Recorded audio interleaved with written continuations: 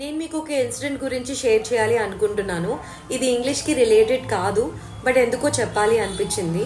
So మా పాత sofa పాడైపోయింది, కొత్తది తీసుకుందామని షోరూమ్కి వెళ్ళాం. ఒకటి సెలెక్ట్ చేసి ఇంటికి తీసుకొచ్చాక అది లిఫ్ట్లో కానీ స్టెప్స్లో కానీ అస్సలు పట్టట్లేదు.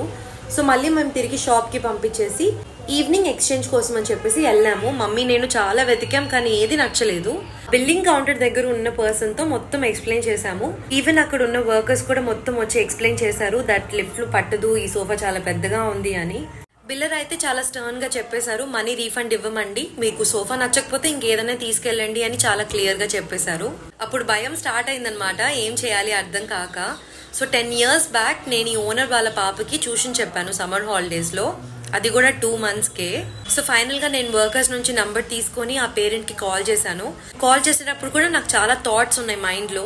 అసలు ముందు ఈ పేరెంట్ కి నేను గుర్తుంటానా, అండ్ గుర్తున్నా గానీ రీఫండ్ ఎందుకు ఇవ్వాలి, ట్యూషన్ చెప్పేశామని వాళ్ళ నుంచి మనం ఏం ఎక్స్పెక్ట్ చేయకూడదు కదా. ఈ మొత్తం ఎక్స్ప్లెయిన్ చేశాక సింగిల్ క్వశ్చన్ కూడా వేయకుండా ఓకే మేడం గారు మీరు ఇంటికి వెళ్ళండి, 2 days లో నేను రీఫండ్ కొట్టేస్తాను అని చెప్పి పంపించేశారు.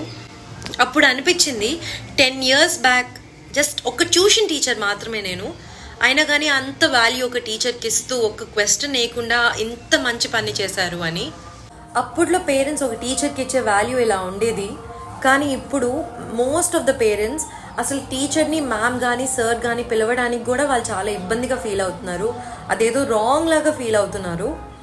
కానీ మన ఇండియన్ కల్చర్లోనే గురు బ్రహ్మ గురు విష్ణు అని మనం చెప్పుకుంటాము, కానీ అదే టీచర్కి మనం అస్సలు రెస్పెక్ట్ ఇవ్వట్లేదు.